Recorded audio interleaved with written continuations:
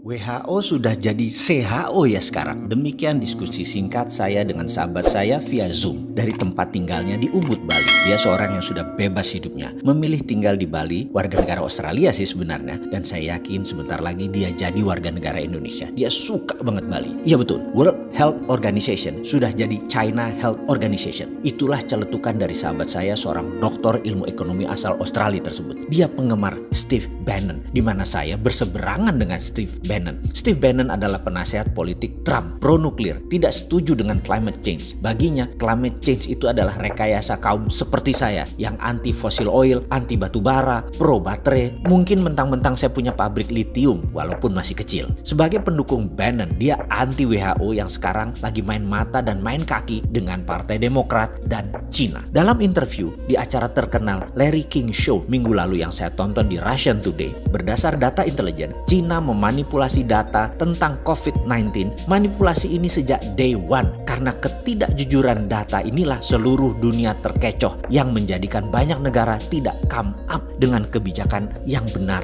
dalam menangani corona. Cina di bulan Januari dengan bos WHO melakukan false information ke seluruh dunia dengan mengatakan virus corona menyebar hanya dari animal to human, tidak bisa human ke human. Virus dikatakan hanya bisa menyebar dari binatang ke manusia, tidak bisa dari manusia ke manusia. Inilah yang membuat banyak negara jadi tidak aware mematikannya dan kecepatan penyebarannya virus corona ini. Saat ini komunitas dunia marah dengan Cina dan mungkin akan melakukan tuntutan internasional serta sanksi bagi Cina. Cina bermain dengan siapa? Dengan bos WHO, Dr. Tedros Ghebreyesus, yang menutupi fakta sebenarnya akan fatalitas corona tahap awal ini. Dikatakan bahwa tidak terlalu mematikan corona itu. Fakta berikutnya, di bulan Januari sebelum lockdown, Cina membeli 250 juta APD, alat pelindung diri, di seluruh dunia sebagai tindakan balasan atas tindakan Amerika tersebut. Bos WHO bocorkan ke Cina sehingga Cina bisa pukul balik dengan mengunci peralatan medis yang di kemudian hari, yaitu sekarang Cina buat uang besar sekaligus membalas. 250 juta APD itu adalah separuh kebutuhan APD dunia saat ini, termasuk APD dari Indonesia dibeli Cina kala itu. Ternyata begitu dunia kena, dunia tersadar karena dikatakan tidak mematikan, ternyata mematikan, sehingga dalam false information yang jadi acuan banyak negara yang melonggarkan pertahanan pandemiknya termasuk Indonesia. Ternyata begitu kita menyadari laporan dari berbagai negara selain negara maju yang sistem kesehatannya baik, tingkat kematiannya 4%-an, apalagi sistem kesehatan tidak baik bisa 9% seperti Indonesia. Dunia panik, termasuk Indonesia yang agak telat sadar dan baru ngeh bahwa ternyata corona 9% tingkat kematiannya di Indonesia. Akhirnya dunia beli balik APD tersebut dengan harga 10 kali lebih mahal. Nggak heran APD dari Cina itu buatan Indonesia kan, yang kayak kemarin itu Pak Ganjar melihat datanya. Indonesia pun jadi korban kong kali kong WHO dengan Cina. Strategi oknum WHO dan Cina ini sudah jadi perbincangan internasional. Dunia sekali lagi marah. Itu pun Indonesia masih ada aja pejabat yang membela Cina loh, dan masih nggak sadar bahwa bahaya corona. Bayangkan rencana jahat mereka kemudian itu, yaitu geng demokratnya Joe Biden CS, Clinton Foundation, big pharmaceutical company dengan WHO akan menjual vaksin ke 7 miliar manusia dengan cepatnya terpapar kalau dunia melonggarkan pandemik.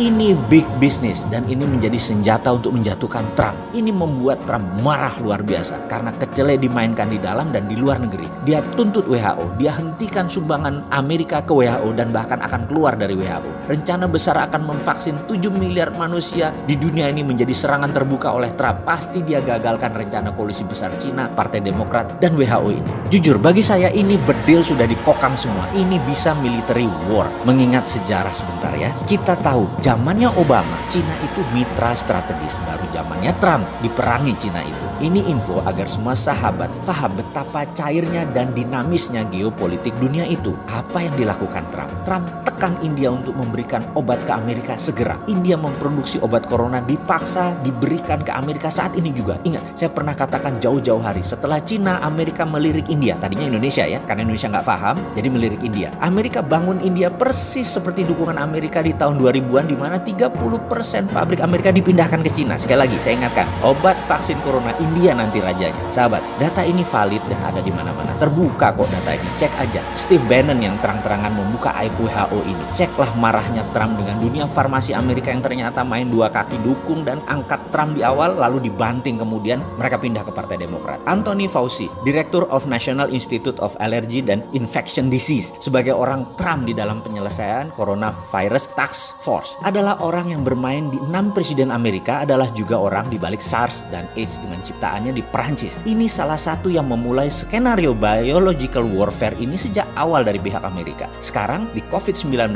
kita sudah menemukan fakta ada pengayaan atau enrichment, ada unsur AIDS di dalamnya virus tersebut hingga menyerang imunitas korban. AIDS, SARS, COVID-19, Anthony Fauci. Sound familiar? Udah mulai nyambung? Oke, bajingan kabeh mereka itu. Inilah kejamnya dunia saat ini yang kalau kita tidak paham, ini seakan-akan hanya pandemik cacar seperti biasa. Kedepan sebaiknya kita lupakan informasi negara propaganda tersebut. Lupakan pejabat di tanah air yang melindungi bisnisnya dan koleganya, terutama yang bermitra dengan asing. Kita buat vaksin sendiri. Kita perangi pandemi COVID cara kita. Kita produksi ventilator dari sahabat Masjid Salman segera. Saya sudah pesan ventilator itu 100 unit melalui sahabat saya di sana. Bahkan kalau sahabat mau sumbang ke sahabat di Salman, silahkan saya kirim linknya. Kita perlu 1000 lebih ke depan alat ventilator ini. Ayo urunkan tangan Anda membantu sesama. Kita segera beli alat tes murah independen karya putra bangsa Indonesia di Silicon Valley, Santo Purnama. Kita selesaikan COVID gaya kita. Swasta beli langsung. Setiap orang boleh bergerak atas nama kemanusiaan. Memang gak capek bermitra sama negara jago propaganda yang meledakkan satelit Palapa N1